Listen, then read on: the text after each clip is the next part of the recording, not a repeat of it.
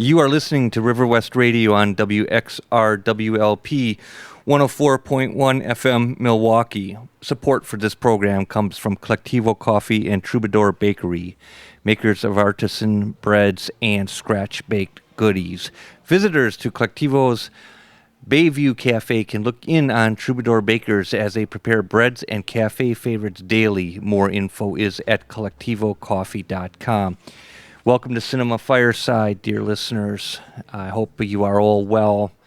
If you're listening live, it's a beautiful evening at the crest of autumn. It's a beautiful foreshadowing of many fine autumnal evenings to come. So this is on the money. The people are out. The weather is gorgeous. The era of twilight is now upon us this evening. So good stuff, definitely. And thank you so much for listening. And some of us are on the ground. Some of us are almost in flight. And we certainly wish you very, very, very safe, fun, rewarding travels. So that's all good stuff. It's great to be alive. And there's always wild things that are happening. I will admit, morning reads are Ray Bradbury and Rachel Cusk's Transit. And both are equally rewarding in their own ways, for sure. And in the evening, it's Sam Shepard's A Life by John J. Winters.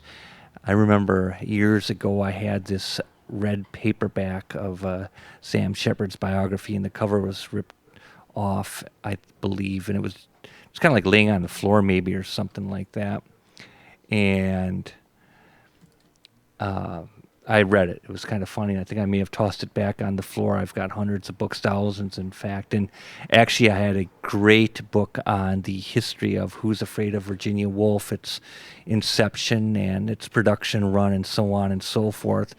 I don't know where that disappeared to, but I am certainly going to secure it again. There's no doubt about it. That's kind of epitomizes what I totally dig in theater, and that's Edward Albee. That was in the came out in the early 60s, and as a film in 66, just a stunning film in that great year. So yeah, Edward Albee, great playwright. A lot of, when I was saying he does a lot of like domestic drama, and I don't mean just by interiors. I mean you can look at A Delicate Balance as well, which is another interior domestic drama. And the Zoo Story, of course, takes place on a park bench. But as I was saying that, John Cheever popped into my mind. Just a really, really, really cool modernist, along with obviously like John Updike and James Dickey. I mean, which is a whole different thing. But yeah, John Cheever, just really cool domestic stories, but he always had toward the end a kind of a many times a surrealist twist to him. Most famous is from the late 70s, John Cheever's Stories, that red book, millions and millions and millions of copies floating out there. And if you like writing, and it's as we say, Raymond Carver unarguably is a minimalist. There's no doubt about that. It's silly to argue otherwise. And whereas John Cheever plays in that same playground, but has far more of a textured sensibility, far more of a literary nuance that he possesses. And so it's a nice little arc from Raymond Carver to John Cheever. So that's cool stuff. And man, I tell you, these books, there's millions of them, man. They float around at book sales. They float around everywhere, garage sales. Guys, have a great night. Good. See ya. We had two good citizens just exit the area and bringing joy to our life, which is a good, and goodwill, I may add. And, of course, we had Suki on the air before us, and we always appreciate her spun presence. Good stuff. And, yeah, so... and on the film front, and Gabe, we know you're here. We got you, man. And I live more in the world of context and content. I'm probably not really listening to you during a conversation, except for a few hallowed few. I just realized that I'm having a conversation. It doesn't really matter the content because like 30 years from now, it's never going to matter, even 30 days from now or 3 days from now. So it's all about context, sometimes not content. So I am very cautious when I mention anything because people just glom onto that, and it's not what I meant. So if I mention the Stephen King film it's only out of context. It's not out of content like, oh, I actually want to see it, but rather in retrospect, I can say, yeah, I remember that autumnal afternoon in melancholic gold when it was playing at the theater and I went, and it becomes a memory. So that's the way that I see it. I really could care less about the content. I've absolutely like zero interest in what it's about or the content or anything like that because I don't get into getting scared. I'd rather be eating food. That sounds a lot more enjoyable to me than. But I like the just the contextual atmosphere, and it just happens to be playing at a pretty slick neighborhood theater, and it is the leaves are turning, and they're the symphony of scattered dry foliage is rumbling across the sidewalk. So it's just to have that context. Like I remember when I got the Bazaar of Brad Dreams at the neighborhood Five and Dime. I can remember it. It's all about context. But I did go back and have read most of the story collection. Will continue to do so. So, and we've got the Milwaukee Film Fest coming up too as well. And it's immaterial to discuss which films are to be seen because we all have our, you mention one thing and that's irrelevant. What you just said, it's just like we're playing connect the dots, and they start talking about some other film. It's like, man, why bother even bringing it up? And the only films that I'm interested in are films about women in theater. So it's not what you're interested in. So we will not be going to the film fest together. One sits alone in their own paradise, and there's no point in saying, "Did you see this? Did you see that?" It doesn't matter. It's never the twain shall meet, and that's a good thing. And so great stuff, and yeah, it's always a trip, man, to be out in the world. And I told one colleague, I was asked, well, what should I say? I said, well, just tell the truth, because that in itself is a trip and a half. People be freaking out when you tell them stuff, from the hip. But it's good stuff. That adrenaline is a great reaction. I'm just looking at the phone, and there's like, I don't know, business stuff. I'm like, hey, who's this, man? And some production company or whatever. I'll get back to them most certainly. See what that's all about. But anyway, yeah, life's a trip. Gabe is a mastermind. This man takes notes. He has an agenda. He has a motivating force behind him. You let him out of the gate, he runs free. He's a learned man.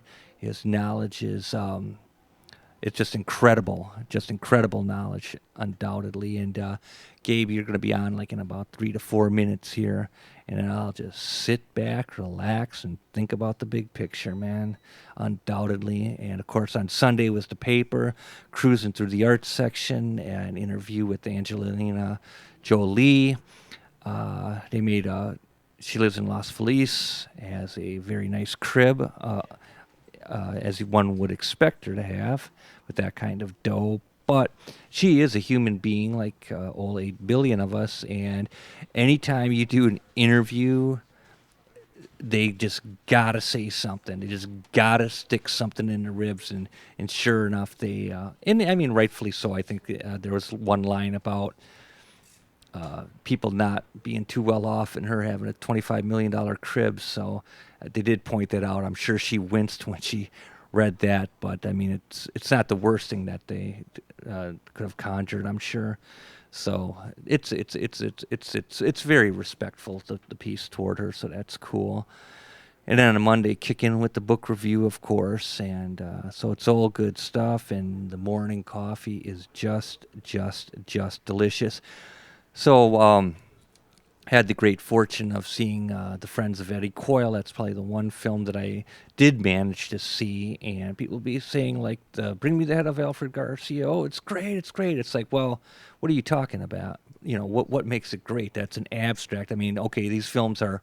They're of interest. I don't like go into a spasm, man. Like, oh man, I've seen Bring Me the Head of Alfredo Garcia. Great title. Sure, Sam Fuller, marginal film. I saw it on 35. Bring Me the Friends of Eddie Coyle. I mean, a lot of great 70s cars in it, and an interesting dynamic between the old Hollywood with Robert Mitchum and the new school of aesthetics. I wouldn't say it's a great film. I would say it's of interest, certainly, and but to have asinine conversations with people, oh man, that's great. It's like you say a title and you press a button, you get this kind of like such a hyperbolic reaction. It's actually utter nonsense. And when you've been around for decades and decades and decades, you just realize that like everything's actually utter nonsense. And the true magic is in the very simple act of living. In people, just like myself right now, come on with these great authoritative declarations, and they mean nothing. They actually mean nothing. They mean something to the individual saying it, but to the other person. So, I mean, imagine, listening to over 50 years of like these very authoritative things coming out of people all the time. And you're like, my God, they got the secret to life. And, oh man, if you don't do this, you do this, oh man, and it's all BS. It's all crap. People don't know anything, man. They have no clue how they got here. They have no clue where they're going. If someone tells you to drink water, yeah, I'd be listening, man.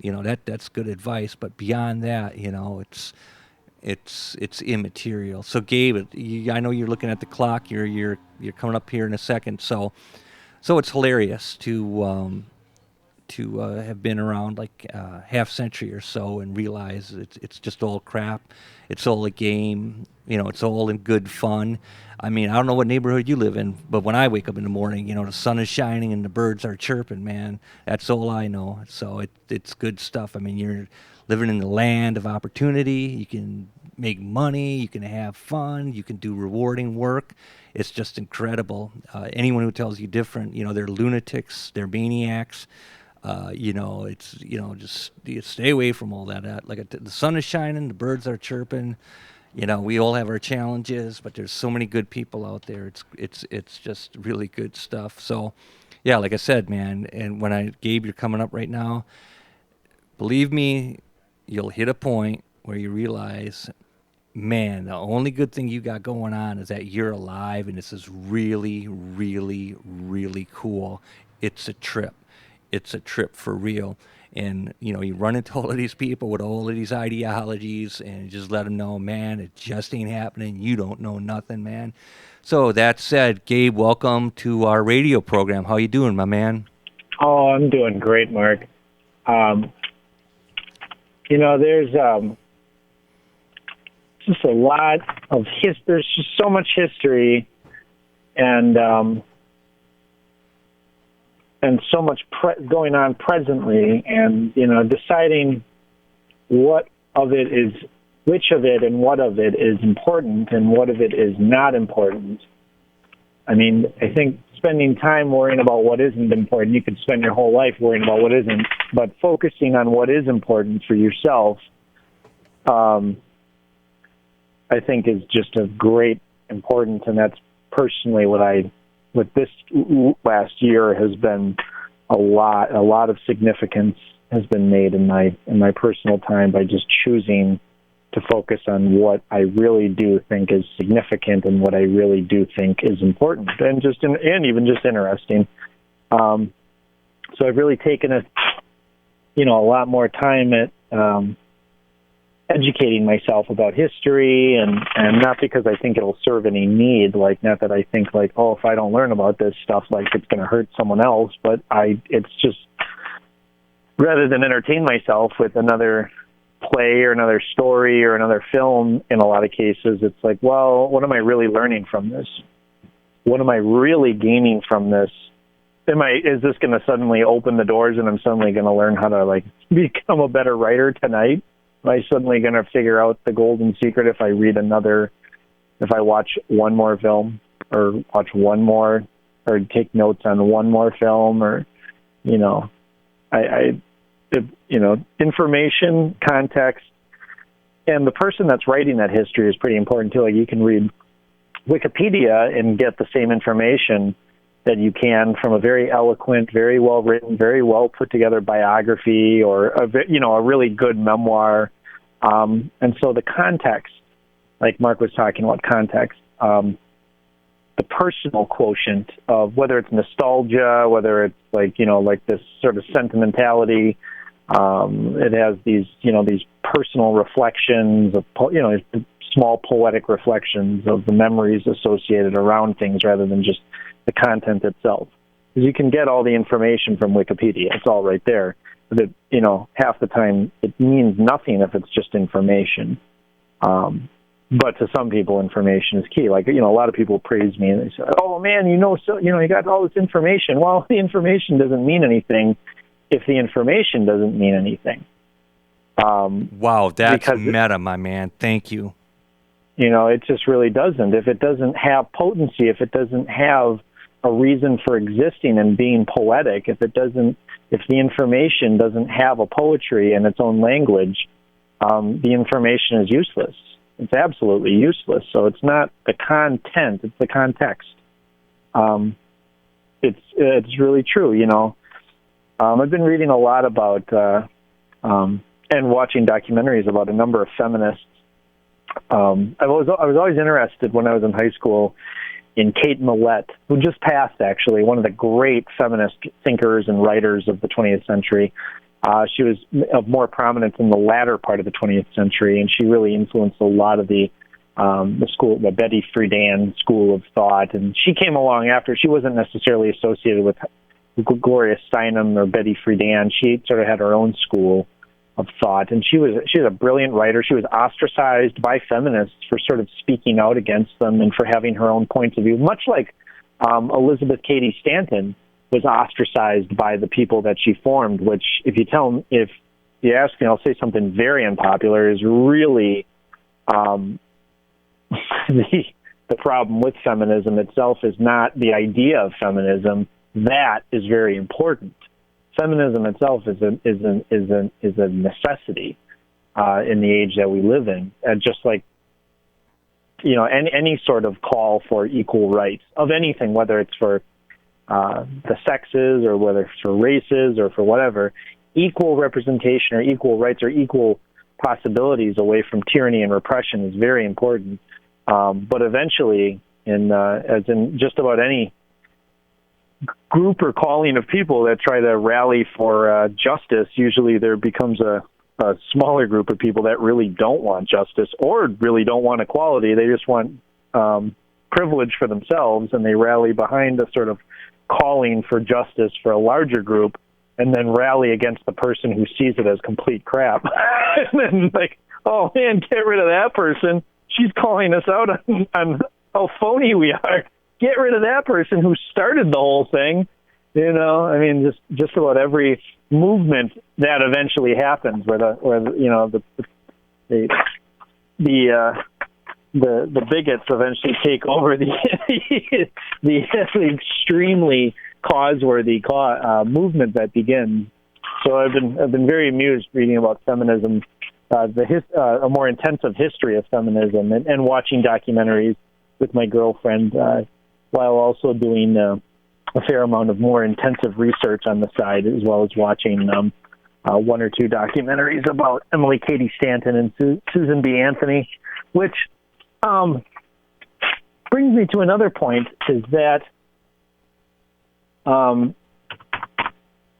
she, I'm sorry, when I say she, I mean Elizabeth Cady Stanton spoke of the inner strength of a human being, of the qualities that no one can see, that no one can touch, that no one can ever impede upon,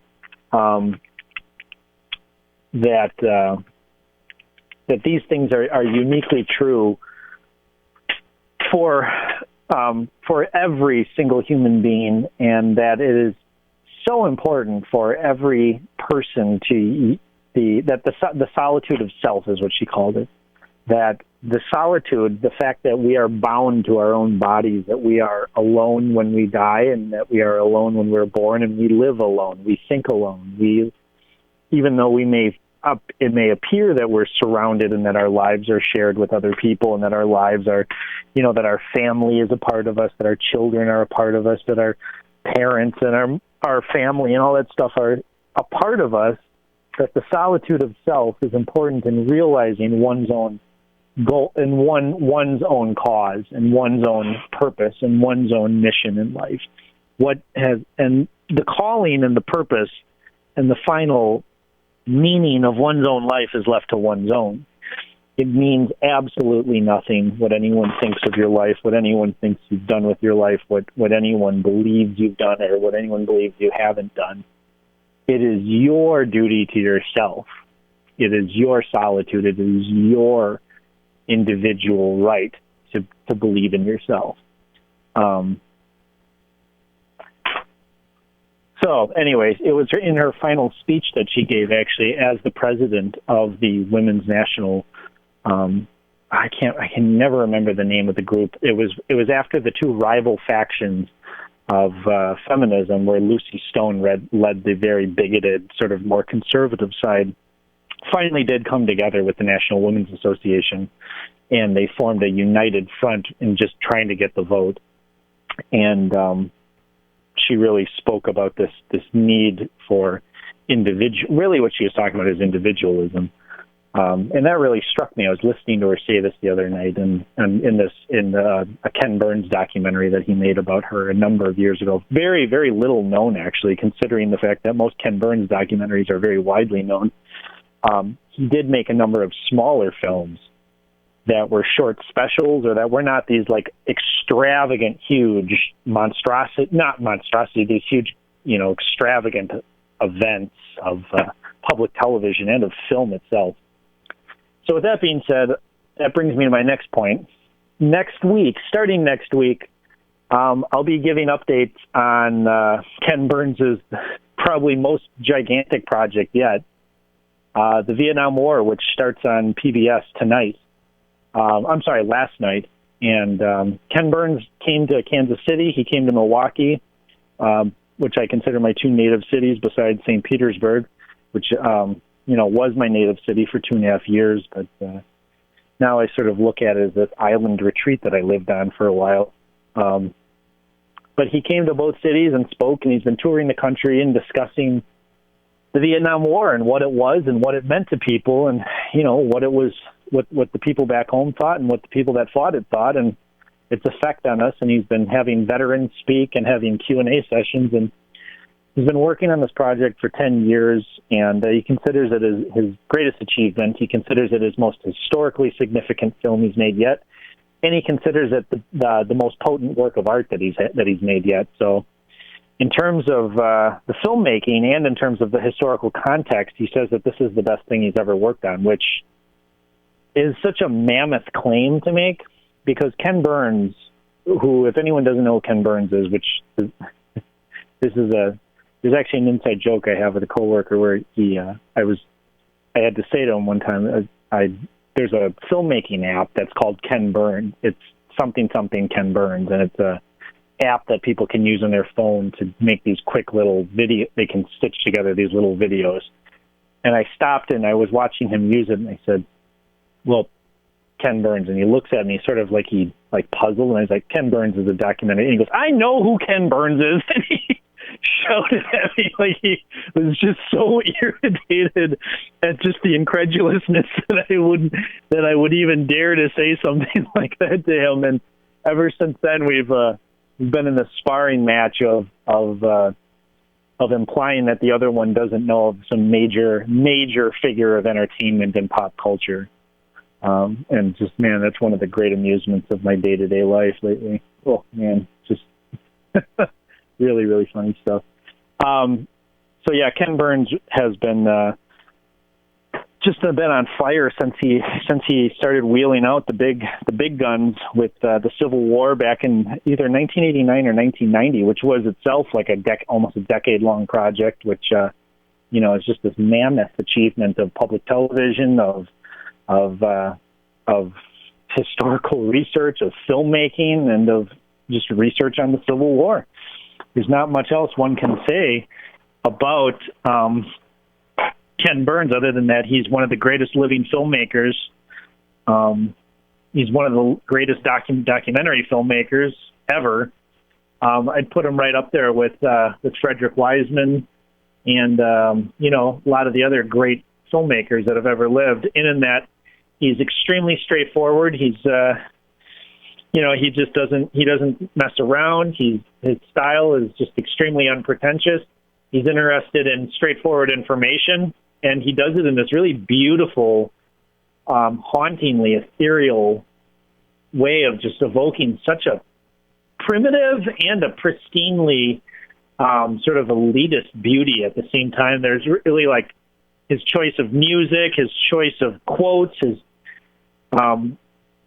there's a literariness to his work, and there's a very well-researched edge to his work. And it's like his films themselves are these great mammoth texts of research themselves. Like, outside of the fact that they're very visually entertaining films, just the information contained in the in the spoken narration or the texts of the films are such great compilations or volumes or research papers of the subjects that they're tackling, almost definitive in some ways, because they tackle and they look at the context and the content of the subjects that he tackles. So, like, case in point, he did probably his best film, and maybe the best documentary I've ever seen, is called The Roosevelts, just about the Roosevelts. And man,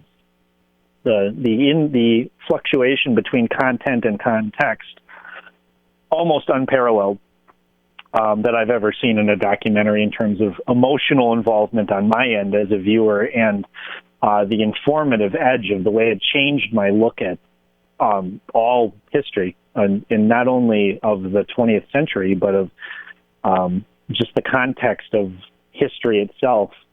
So that film had a mammoth effect on my sensibilities, and on both in terms of information and in terms of a sort of larger poetic sensibility. Ken Burns' effect as a filmmaker on my life is, I just can't even begin to state it in terms of digits or comparative to other filmmakers or in terms of other documentaries, because there is no comparison. No other body of work by a filmmaker has had such a great effect on my life, on the way I look at everything. So I eagerly am really looking forward to watching every single minute of the 18-hour PBS-sponsored The Vietnam War by Ken Burns. So I'll be checking in from time to time as I continue to watch segments and pieces on it, and I plan on pretty much only having unanimous praise, and I don't really know what I'll be able to say about it other than just please watch it. Watch it for yourself. Yeah, and you too, Gabe. I always look forward to potentially seeing that on DVD, because absolutely, yeah, I mean, it's just we're all different. I'd be got to do that stuff during the day. So thank you so much, Gabe, for enlightening us. I mean, I'm well aware of it. I mean, I'm reading the New York Times, so I know what's happening on television. So you're a good man. So you can relate that, to check it out and relate that to us. That is a very fascinating era. So thank you so much. Also, next week, I'm going to try to have all my research done on the Toronto Film Fest that just wrapped. Yes. I don't know that I'll have it all pulled in, but from what I've been reading, I'm about halfway done with my rounds.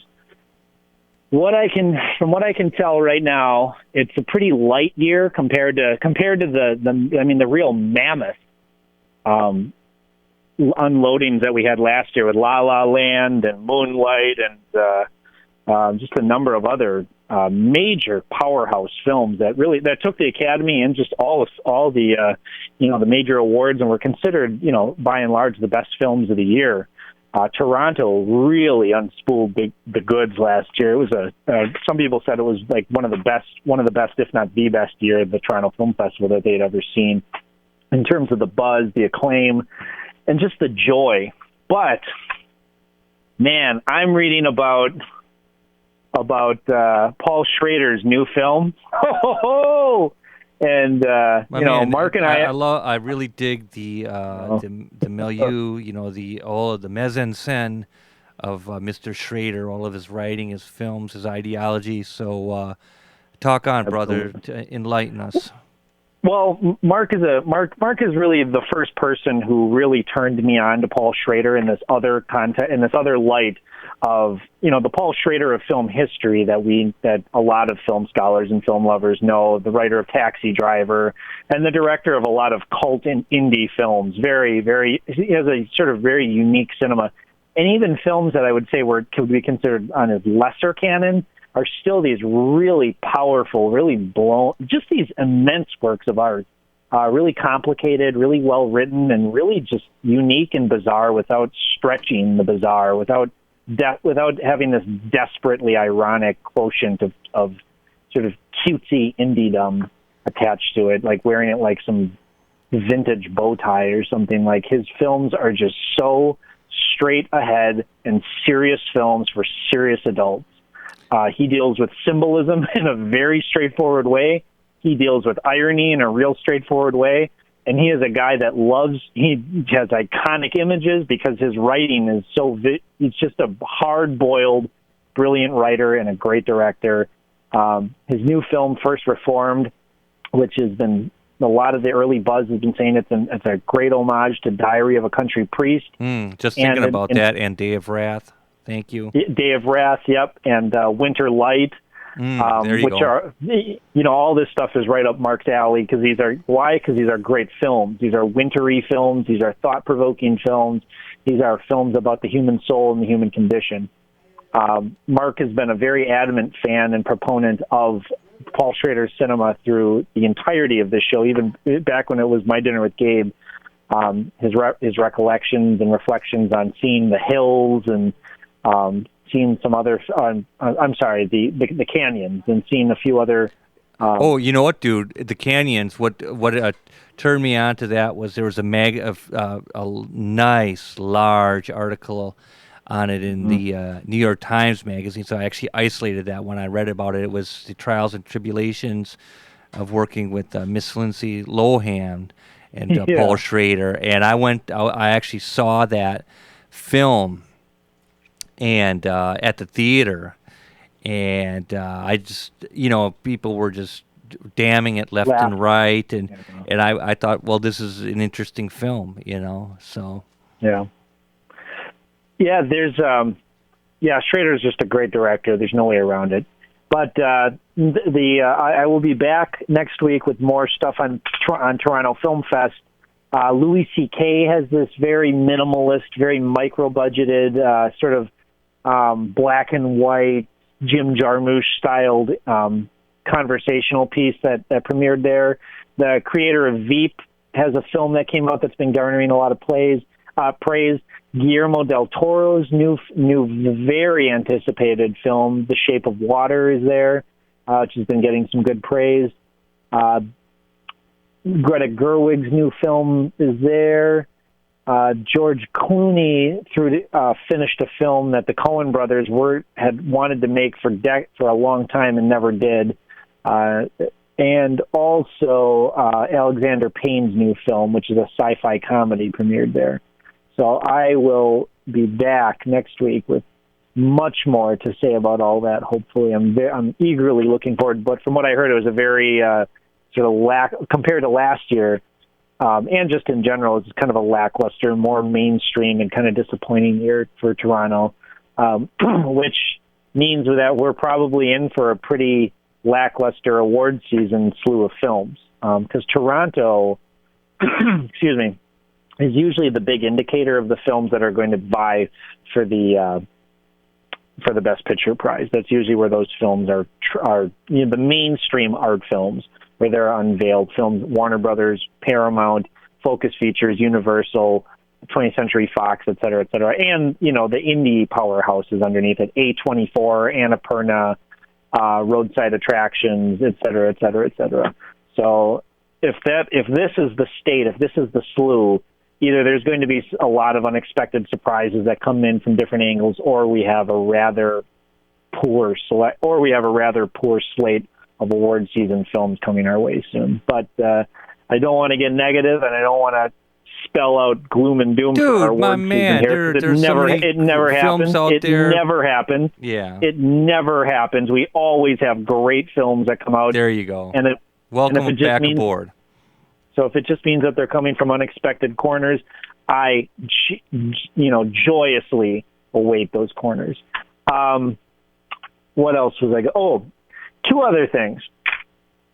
So I did a friend of mine was, I actually have three.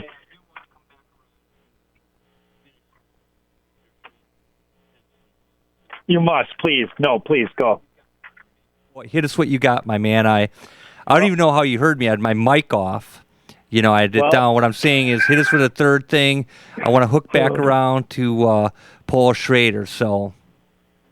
Well, it's funny you say the third thing, because my first thing is that I wanted to finish a little more factual research about The Third Man. Mark, we talked about some aspects of a few British films the other week, and The Third Man came when I was in town. You and I talked about The Third Man, I'd say for about 5 or 6 minutes, and then we talked about this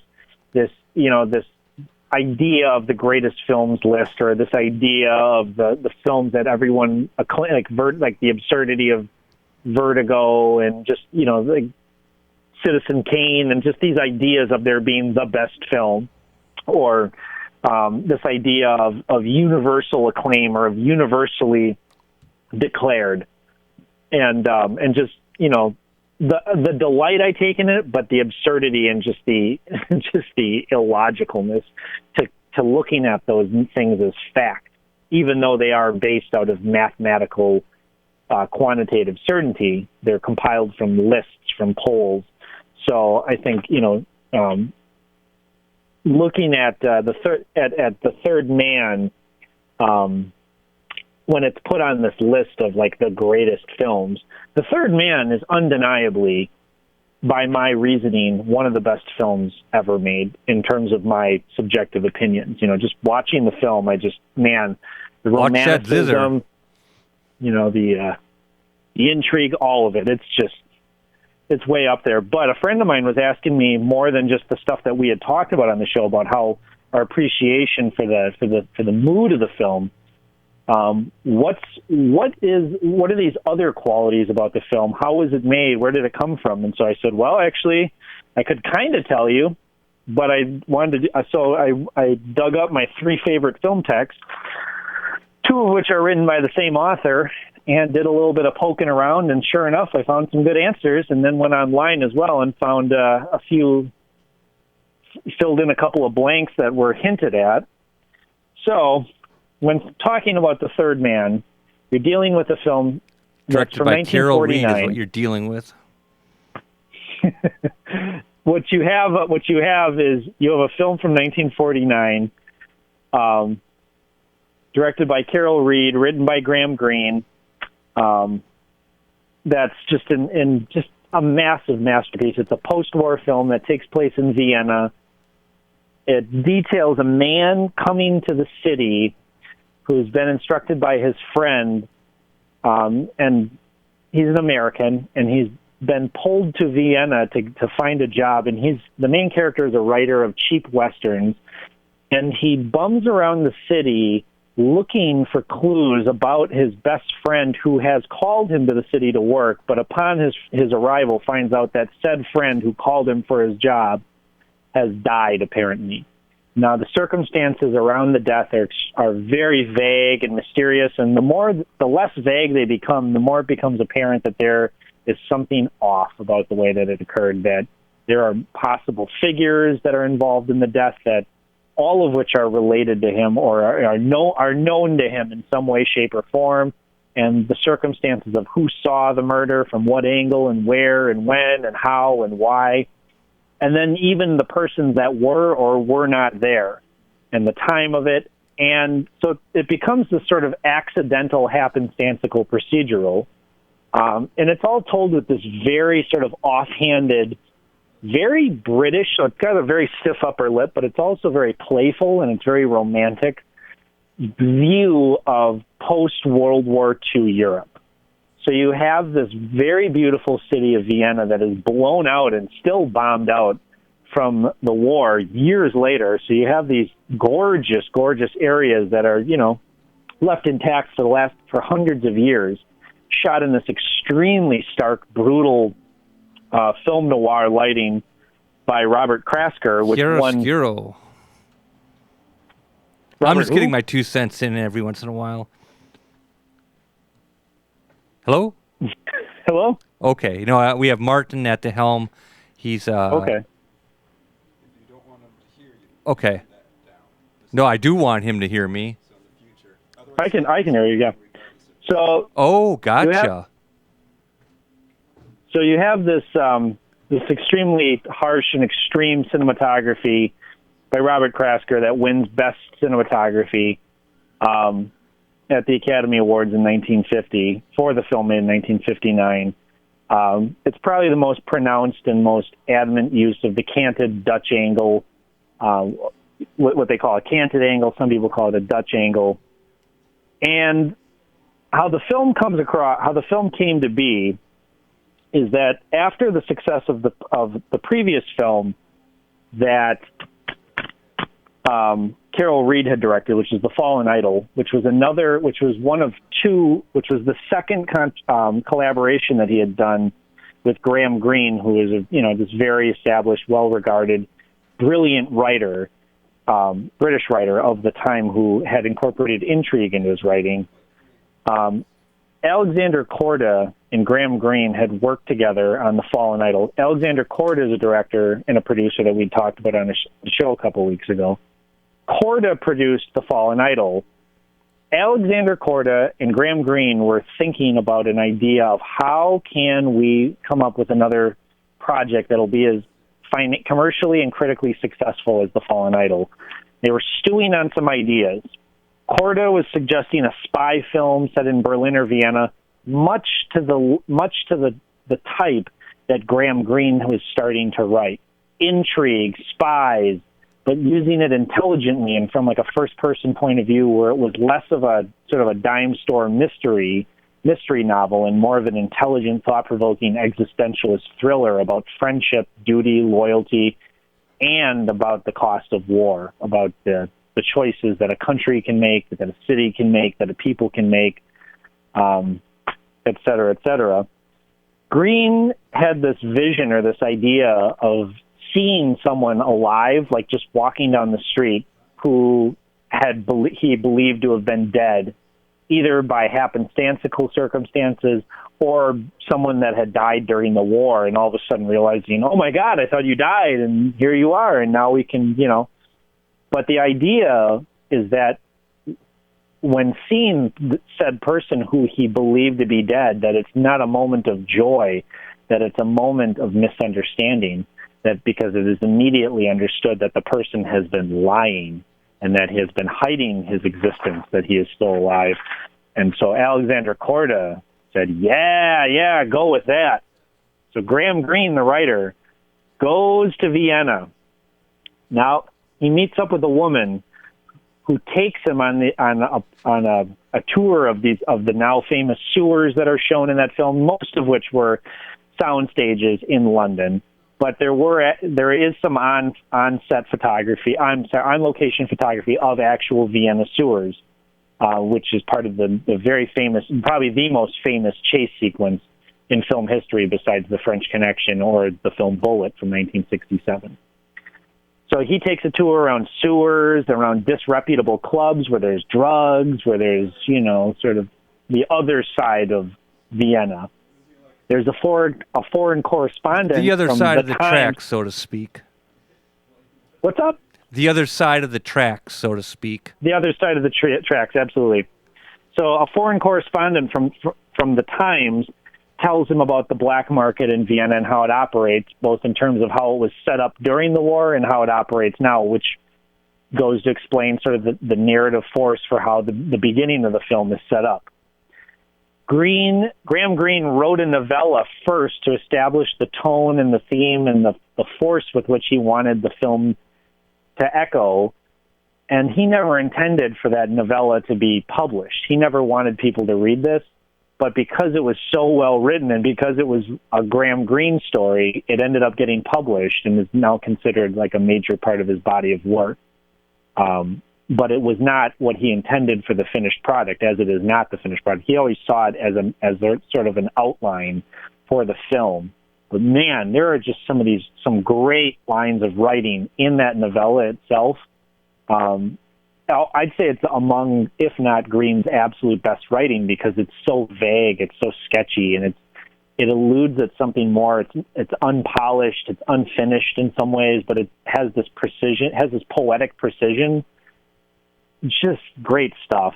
I was reading through some of it when I was researching The Third Man at greater length and coming across little snippets of it, and I really want to get a copy in paperback, or at least get a physical copy of it.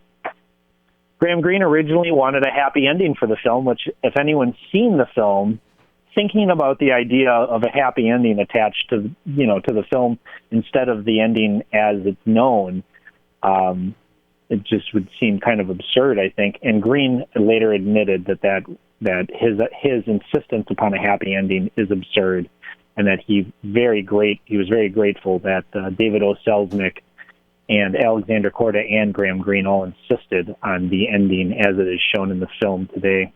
And my man, you want to tell our listeners that they can listen to the radio dramas based on The Third Man, The Adventures of Harry Lime. Absolutely. Mark, that's what I was getting to here, was that so in the film, Harry Lime as a character is played by Orson Welles, which is in many ways the great screen villain of film history, is shown as this evil, just the epitomization, the epitome of evil. But people were so seduced by him that he eventually became a hero in a radio drama that started a year later, a serialized radio drama that started a year later, where he plays Harry Lime, this bootlegger and black market operator. So very cool stuff there. Absolutely. Continues to live on. And also, Orson Welles hosted the radio drama, The Black Museum, as well. I mean, obviously, The Shadow, which had many leads, and Welles was one of them, but he also was a host of The Black Museum. So when Gabe enthuses about sometimes people assume Welles had directed The Third Man. He didn't. That was Carol Reed, just like Welles really didn't direct Journey into Fear. It was part of his RKO contract, the third film in that contract. One was Citizen Kane, the next to Magnificent Ambersons.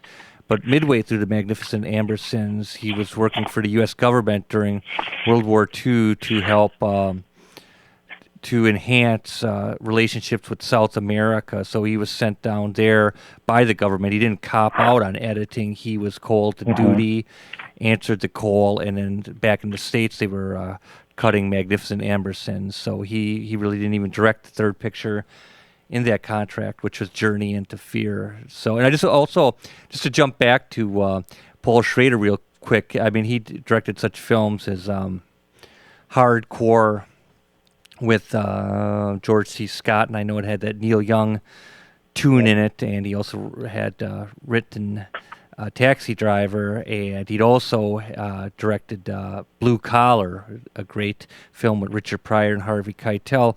He also did like things like American Gigolo, which is a Hollywood film with Richard Gere, but you can definitely see the art and the what's that? And Tom says he wrote Raging Bull. Good work.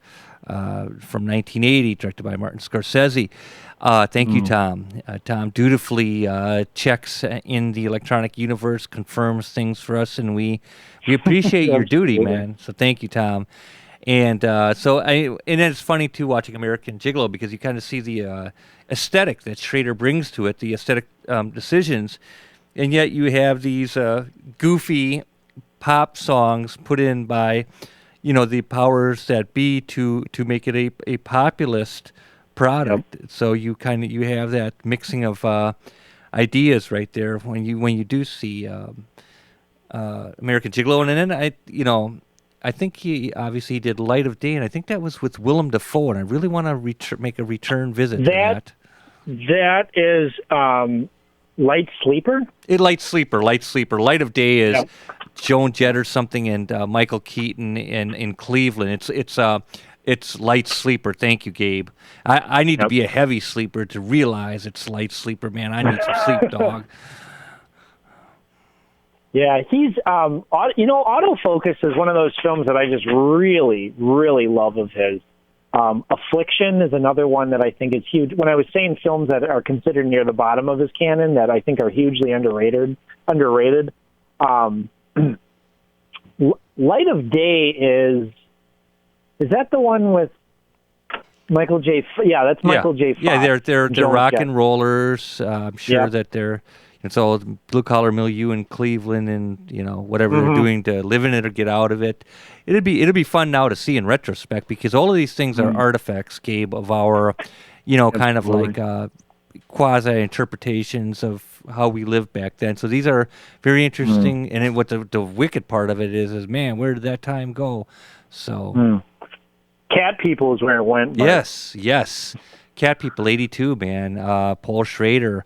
Remake of the Val Lewton flick. Yeah, very sensual with Natasha Kinski. Great film. Yeah. Great film. Yeah, it is. No way around it. It's a great film. Just a great, very bizarre, very strange, very surreal, very... I don't think that film is meant to be... I think you just summed it up so well that Paul Schrader makes films that are, for some reason, he is concocted once in a while by the mainstream powers that be to make mainstream films, and then when he doesn't make said mainstream films, they throw their hands in the air and go, what's this? And it's like they're surprised that he makes these really like mysterious, really like jagged, very odd films that don't go in a straight, or it's not that they don't go in a straight line, it's that they take their time and they're just sumptuous and they're very... I don't want to say they're European because they're not, but he makes films that are more afflicted and more, I guess, akin to world cinema in that they don't necessarily linger on the more obvious tropes of dramatic American TV-based storytelling. They follow these other paths where sometimes it's just visual surrealism. Sometimes it's character motifs that don't really make sense because they're not necessarily point blank explained. Yeah, one of the great books, my man, is Schrader on Schrader, where you can read some of his film essays from that L.A. paper back in the late 60s and interviewing him and so on and so forth. So Schrader on Schrader, that's a very informative book. And like he was a film scholar. He got into film late because he was brought up in kind of like a strict Calvinist background in Grand Rapids, Michigan.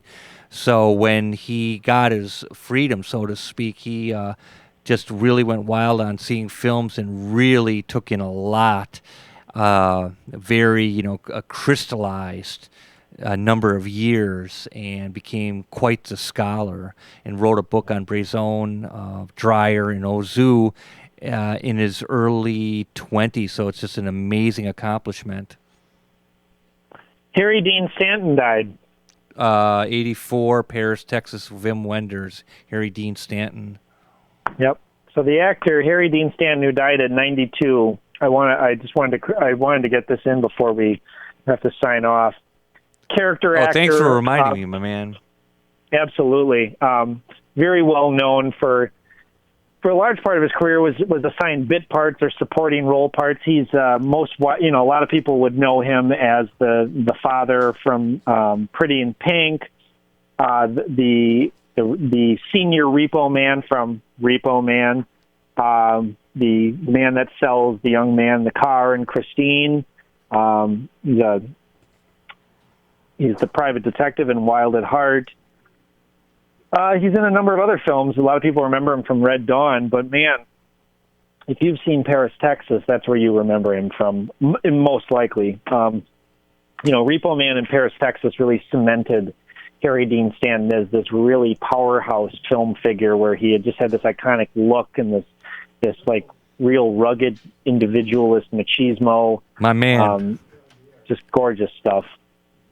Yeah, you're absolutely right, and he's a time-honored soul, and obviously rest his heart and bless his heart as well. So definitely, and it goes to prove you only go around once, man. So absolutely, most definitely, absolutely. So yeah, Paris, Texas. We've talked about that film on the show numerous times, but it's an art film directed by Wim Wenders from 1984. That's just it's a very often discussed art film. It's one of those films that a film professor will tell his or her students in Film 101 to you want to understand the other side of film. You want to look at films not as a spelled out obvious medium of straightforward narrative. Careful, you're gonna jab my man in the ribs next to me here. And also, if you dig Paris, Texas, check out Vendor's Alice in the Cities from the mid-'70s, yes. And then subsequently, after Paris, Texas, Wings of Desire from '87, two killer films. Absolutely. Kings of the Road, another great film about cinema. The American Friend with Mr. Hopper as well. Ooh, yeah. That's a challenging film, Mark. I've never actually been able to fully immerse myself in that movie without sort of doing it as an intellectual exercise, rather than as just a free-flying emotional matter of enjoyment. There's something about The American Friend that I can't quite buy or that I can't quite sink myself into. I always have to force myself to watch it, and it took I think 3 or 4 times because I was watching it on DVD at my own discretion and disposal. But I remember finally finishing it and thinking, man, that is one of the most challenging and strange and genuinely unique cinematic experiences I've ever had. You're piquing my interest. I've seen it my number of times as well, and I may have to check that out again. I tell you what, though, Gabe, we have to thank you at this point because we do have to wrap the show up. So we wish you certainly only the best, my man. Mark, likewise, congratulations again on just being you and doing what you got to do and getting those plays out there, Mark, and getting the writing on the legal pad happening, and keep it up, Mark. You're a man of words and a man of ideas, and you get the job done. So you should I don't know, Mark. You're one of the great achievements of anyone I've ever met. So I really grateful that we get to do this show together every week. My man, likewise, Gabe. I feel the same about you, and we'll Gabe. It's great to have you on the show, and I'm watching the clock, so I have to say we will be on at the same time next week on WXR WLP 104.1 FM Milwaukee. To hear past episodes, visit riverwestradio.com/shows and click Cinema Fireside.